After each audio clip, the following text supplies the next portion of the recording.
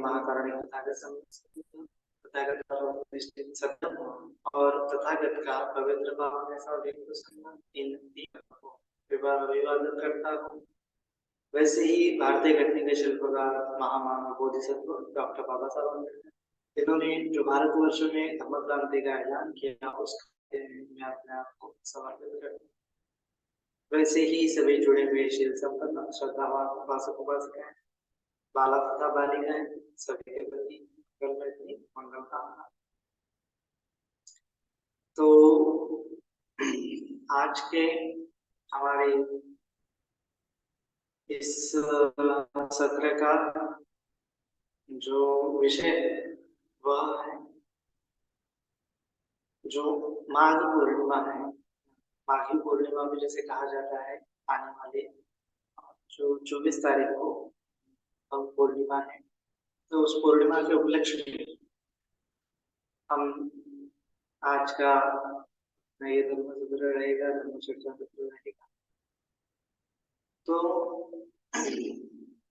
जैसा कि हम जानते हैं कि जो पूर्णिमा है, तिथियां है, प्रतिपदा है या फिर अष्टमी है, कृष्णाष्टमी है, शुक्लाष्टमी है, चतुर्दशी है, तो इनका बहुत महत्व है बुद्धिज्म में, है ना।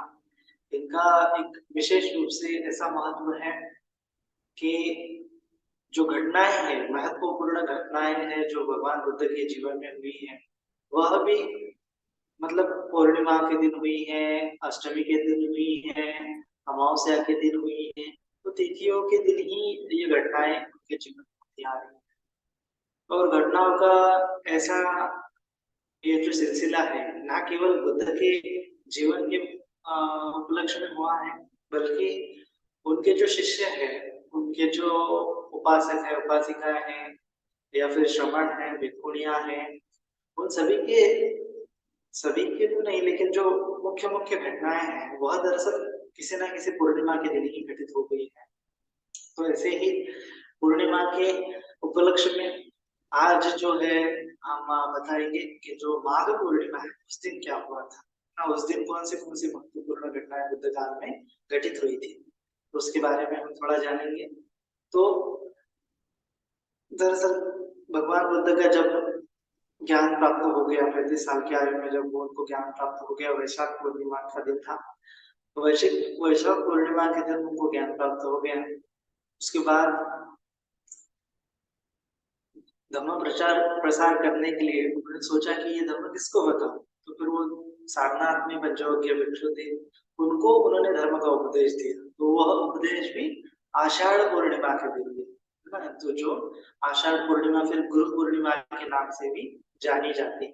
तो क्यों गुरु पूर्णिमा के नाम से जानी जाती है? क्योंकि भगवान बुद्ध जो है गुरु हो गए थे, है ना। वह एक संघ के गुरु हो गए थे। अभी वो जो संघ की परंपरा थी, बुद्ध की धम्म की संघ की परंपरा थी, उसके जो गुरु थे, शास्त्रा थे, भगवान बुद्ध, उन्होंने संघ स्थापित कर दिया था। तो इसलिए उस पूर्णिमा को सभी लोग अपनी गुरु पूर्णिमा के रूप में भी जो है सेलिब्रेट करते हैं। उसके बाद बहुत सारे घटनाएं हुई हैं, लेकिन पहला वर्षावास तो भगवान बुद्ध ने उधर ही किया, सारनाथ में, है ना। जब वैशाख पूर्णिमा के दिन उनको ज्ञान प्राप्त हो गया, उसके बाद 7 सप्ताह जो है वो बोधि वृक्ष के आसपास ही 7 दिनों तक रहे, 7 जगहों पे 7 वृक्ष के नीचे ध्यान करते रहे। तो 1.5 महीना वहीं पे उनका बीत गया, है ना। उसके पश्चात फिर दूसरा जो महीना था ना, वैशाख पूर्णिमा के बाद ज्येष्ठ आता है। वह पूर्णिमा के दिन ही भगवान जो है बोध गया में बोध वृक्ष के नीचे आसपास ही थे। उसके बाद पहला धम्मचक्र देने के लिए फिर वो सारनाथ के लिए गए। तो आषाढ़ पूर्णिमा तक जाते जाते वो सारनाथ में गए, ऋषिकतन मृगदाय वन। तो वहां पे उन्होंने पहला डिस्कोर्स दिया, धम्मचक्र प्रवर्तन सूत्र। उसके बाद पहला वर्षावास वहीं पे उन्होंने किया। जो पंचवज्ञ भिक्षु में से पहले जो कौंडिन्य हुए थे वो सोतापन्न हो गए थे, लेकिन बाकी लोग तो नहीं हुए थे, उनको अभी पकना था। तो फिर वर्षावास का समय भगवान ने वहीं पे बिताया। वहां पे 6 लोग रहते थे, है ना, पंचवर्गीय भिक्षु और भगवान बुद्ध। तो 6 लोग वर्षावास कर रहे थे। उसके बाद जो वर्षावास करते करते, वर्षावास खत्म होते होते भगवान जो जो 6 के 6 जो लोग हैं वह, सॉरी 5 के 5 लोग जो है अनंत हो गए, है ना, वर्षावास के अंत होते होते तक 3 महीना का वहां पे समय भगवान ने बिताया था। उसके बाद वर्षावास के लास्ट में जो यश है, यश गृहपति था सारनाथ के पास। तो वह उस ऋषि प्रसन्न मुगदाय वन में आता है, तो भगवान को देखकर बहुत प्रसन्न होता है और भगवान से दीक्षा लेने की आशा करता है। फिर वो दीक्षित हो जाता है, वह भी भिक्षु बनता है। भगवान उसको भी धम्म सिखाते हैं, वो भी निर्वाण का फल प्राप्त करता है। उसके बाद यश के कुलपुत्र होते हैं, मतलब उसके मित्र होते हैं यश के, तो वह साथी, यश के साथी भी फिर वहां पे आ गए थे, और मतलब कुल मिला के 60 के अराउंड उनके तिथि। तो वह भी मतलब याचना करने लगे भगवान से कि हमें भी धम्म की दीक्षा दो। तो ऐसे भगवान का संग वहां पे जुड़ गया। तो ऐसा संग होने के बाद भगवान ने मेरे ख्याल से भगवान और सबको मिलाकर 62 लोग वहां पे हो गए थे। तो उस समय में भगवान ने चरत भिक्खवे चारिकन भोजन हिताय भोजन सुखाय लोकान हिताय सुखाय देव मनुष्यान कल्याण देशे तो भिक्खवे धम्मा आदि कल्याण मज्ज कल्याण मलेशान कल्याण। इस प्रकार से उपदेश दिया कि जाओ अभी चारिका करो, अलग अलग दिशाओं में जाओ और लोगों को धम्म का मार्ग बताओ। तो इस प्रकार से उन्होंने पहला उनको वर्षावास समाप्त होने के बाद उपदेश किया, है ना। तो फिर वो 60 भिक्षु जो है सब जो अलग अलग दिशाओं में वर्षावास के लिए वर्षावास के बाद निकल पड़े, है ना। तो वर्षावास के बाद तो अक्टूबर महीना आ जाता है, कार्तिक पूर्णिमा का दिन आ जाता है। तो उस समय उन्होंने, भगवान ने वो उपदेश दिया। फिर वो भिक्षु अलग अलग जगहों पे चले गए, और भगवान ने कहा कि अभी मैं जो है गया में जाता हूँ, है ना। वर्षा पूर्णिमा के बाद क्या हो गया कि भगवान जो है गया में चले गए, फिर से आ गए, बोध गया में फिर से आ गए। सारनाथ में गए थे धम्मचक्र प्रवर्तन देने के लिए, अभी फिर से गया आ गए। गया आने के बाद इधर भगवान ने क्या कर दिया कि जो नदी कश्यप, गया कश्यप और उर्वेला कश्यप, 3 कश्यप बंधु थे, तो उनका उन्होंने दीक्षांतर करवाया, उनको उपदेश देके उनको भिक्षु संघ में शामिल कर दिया। तो जो सबसे बड़ा जो था नदी कश्यप, उसके 500 शिष्य थे, वह भिक्षु बन गए। उसके बाद जो गया कश्यप थे और उसके 300 साथी थे, वो भी भिक्षु बन गए, और उर्वेला कश्यप थे, उनके 200 साथी थे, वो भी भिक्षु बन गए। तो ऐसे हजारों हजार 1000 संख्या में भिक्षु वहां पे बन गए। तो 1000 का संख्या लेके भगवान बुद्ध जो है फिर यहाँ से बोध गया से होते होते पश्चिम की ओर राजगिरी की ओर चले गए। राजगिरी में जहाँ बिंबिसार राजा, मगध राजा राज्य करता था, है ना, मगध का राजा बिंबिसार राज्य करता था। तो उस राज्य में भगवान चले गए, 500 भिक्षु उनके साथ, सॉरी 1000 भिक्षु उनके साथ चले गए।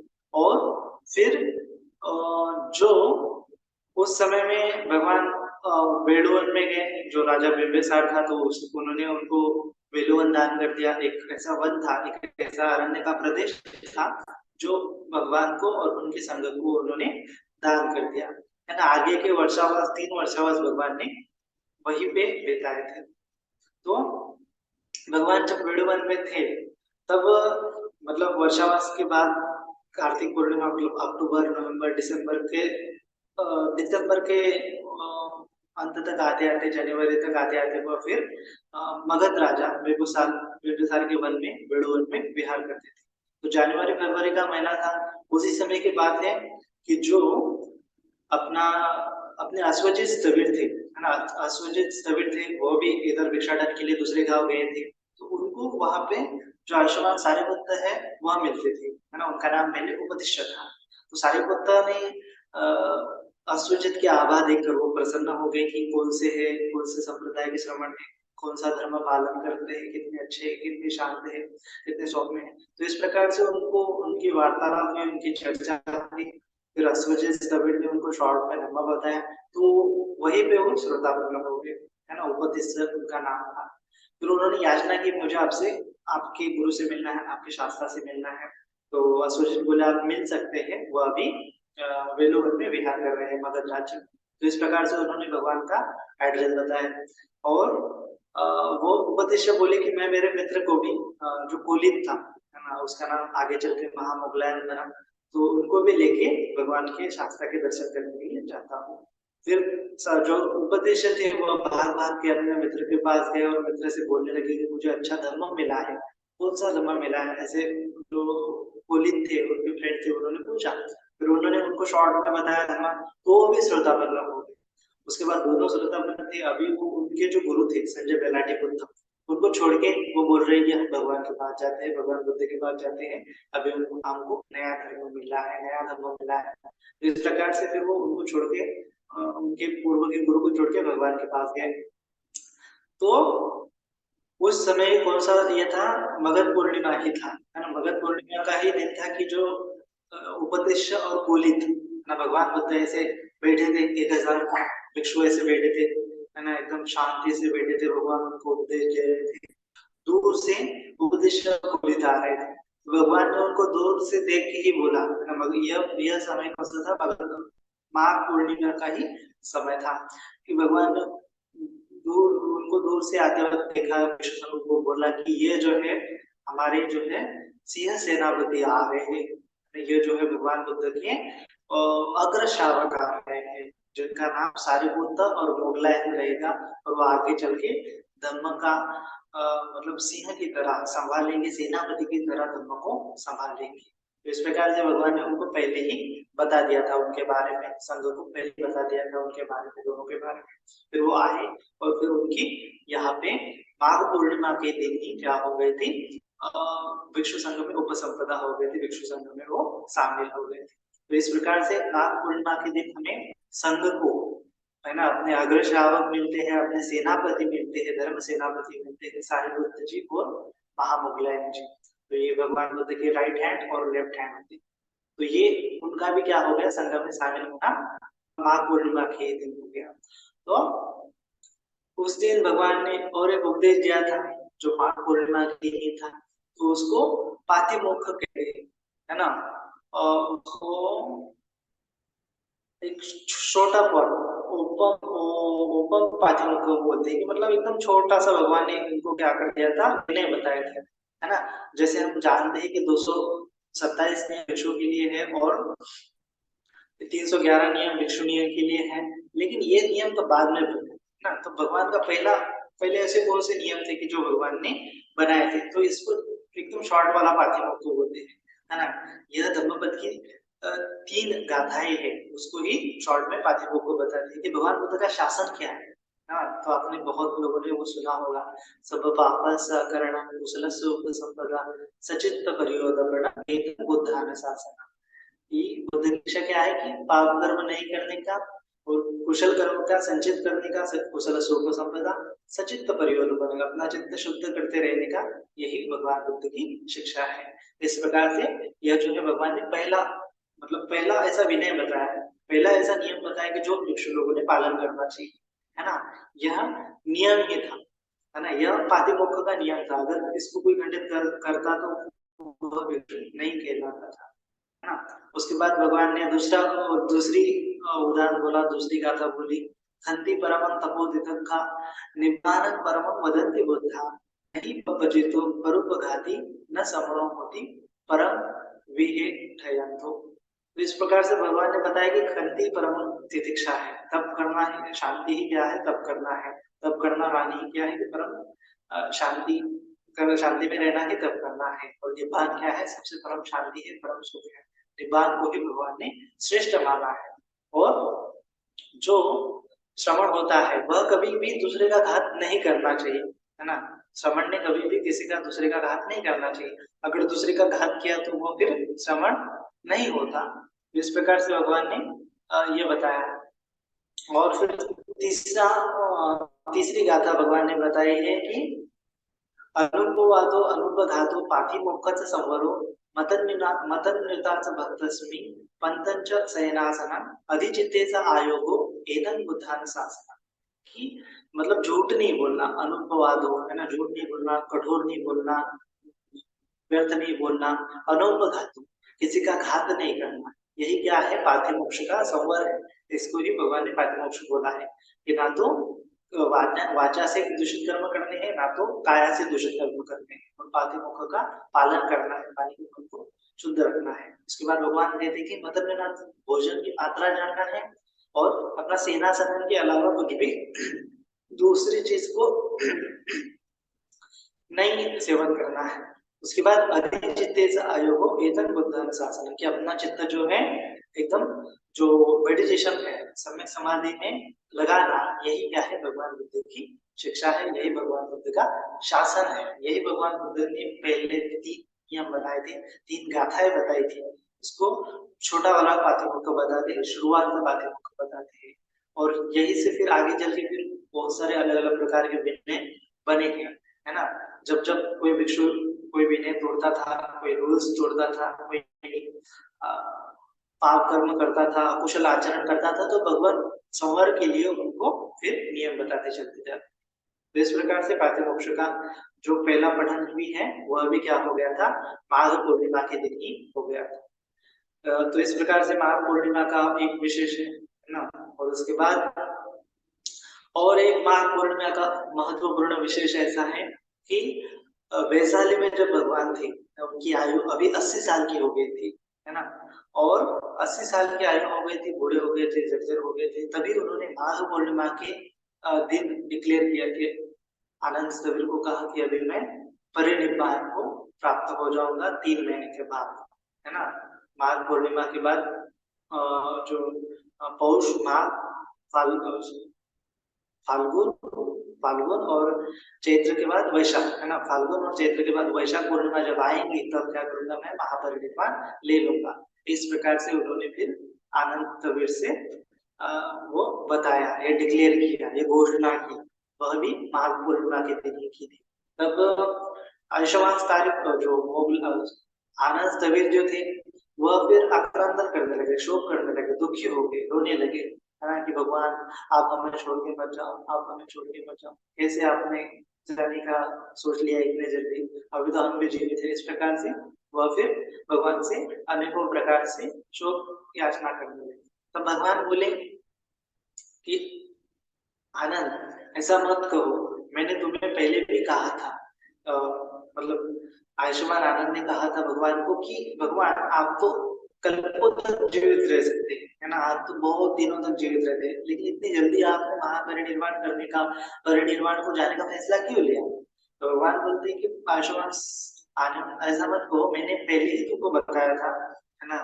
पहले मैंने बहुत बार ऐसा तुम्हें बताया कि मैं भगवान जो है कल्प तक रह सकते हैं, लेकिन उस समय में तुमने याचना नहीं की। उस समय अगर तुम याचना करते कि भगवान तुम कल्प तक रुक जाओ, है ना, ऐसे 3 बार अगर मुझे याचना करते तो मैं रुक भी जाता था, लेकिन मैंने मेरे बोलने के बाद भी तुमने मेरी बात को सुना नहीं, क्योंकि तुम्हारे मन में उस समय में मार था, है ना, मार हावी था, इसलिए तुमने मेरी बात सुनी नहीं, मेरी बात को ठीक से लिया नहीं, है ना। अभी मैं बोल रहा हूँ कि भगवान ने 3 महीने के बाद परिनिर्वाण को प्राप्त हो गए, तब अब तुम शोक कर रहे हो, ऐसा मत करो। आनंद तभी फिर से वो बोलने लगे, 3 बार भगवान से याचना करने लगे, भगवान रुक जाओ रुक जाओ। पहले अगर कहा होता तो मैं रुक जाता, लेकिन अभी अभी तुम अभी तो भगवान के मुंह से शब्द निकल पड़े कि 3 महीने के बाद परिनिर्वाण होगा, तो अभी वह शब्द जो है बदल नहीं किए जा सकते।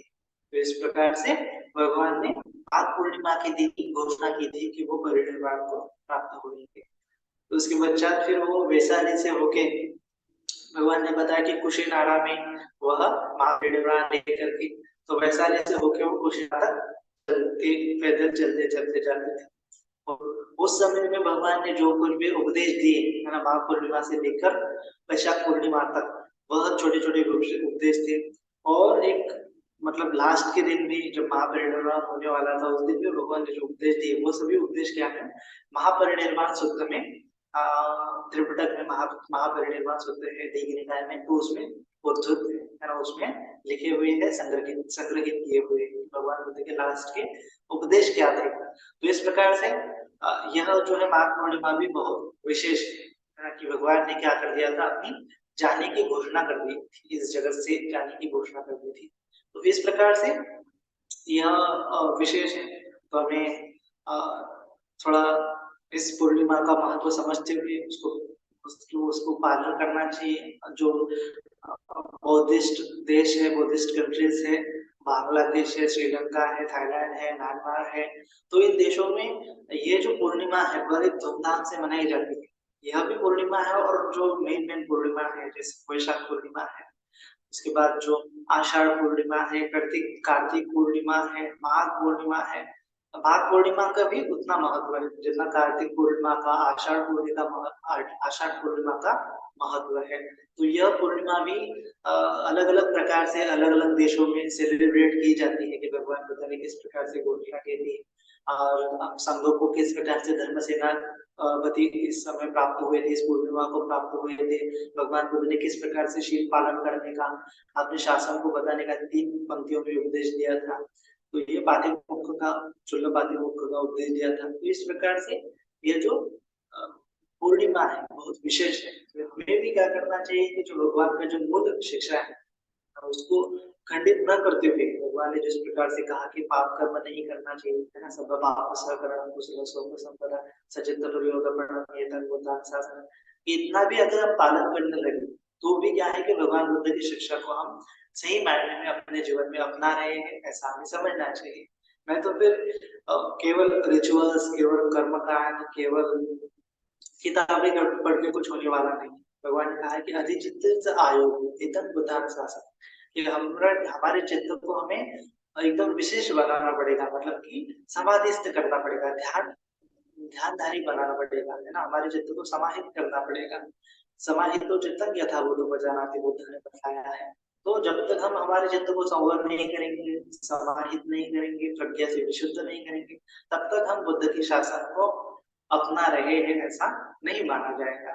तो अगर हमें बुद्ध की शिक्षा को फॉलो करना है तो हमें बुद्ध ने जो बताया है शील का पालन करना है, अधिचित्त का पालन करना है, माने कि समाधि का पालन करना है, और प्रज्ञा जो विपස්සना भावना करनी है।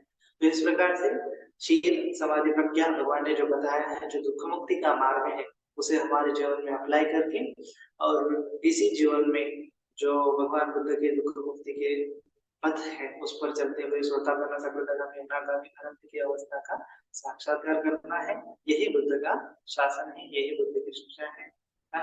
तो जीवन में क्या है, भगवान का जीवन से हमें देखना चाहिए कि भगवान ने कहा कि मरण से कोई बचा नहीं जा सकता, है ना। भगवान का जो उद्देश्य है वही रहा है कि मरण से कोई बचा नहीं जा सकता, मरण तो एक दिन सबको आने वाला है। हमारा जीवन यूं ही व्यर्थ ना चला जाए ना। इस जीवन को अगर हमें सार्थक करना है तो हमें शील समाधि प्रज्ञा का पालन करना चाहिए, नहीं तो फिर यह दुर्लभ मनुष्य, है ना, भगवान ने कहा है ना कि छो मनुष्य के दिलाओ, मनुष्य का जीवन मिलना बहुत दुर्लभ है।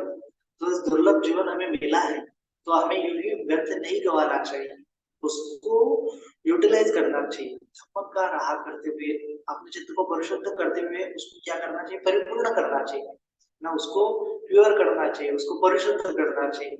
और परिशुद्ध होते होते वो क्या हो जाएगा, हमें सुख का जीवन जो है, निर्वाण का जीवन हमें अनुभव होगा, है ना। तो भगवान ने लास्ट के वर्ड भी भगवान की यही रहे हैं कि जब वो निर्वाण ले रहे थे तो उन्होंने कहा था वही धर्मा संखारा अपमादी न संपत्ति, सभी संस्कार वही धर्म है, सभी लोग धर्मी है। तो अप्रमादी रहते हुए, है ना, अप्रमादी रहते हुए हमें शील समाधि और प्रज्ञा से जीवन को बिताना है। यही बुद्ध का शासन है। तो इस प्रकार से बुद्ध के शासन को धारण करें तो उसी का ही कल्याण हो जाएगा, और अपने आसपास रहने वाले लोगों का कल्याण हो जाएगा, इस समस्त जगत के जो जीव है उनका भी कल्याण हो जाएगा। तो इस प्रकार से सभी का मंगल हो, सभी का कल्याण, सभी जन सुखी हो, सुखी हो, सुखी हो। साधु साधु साधु। साधु साधु साधु।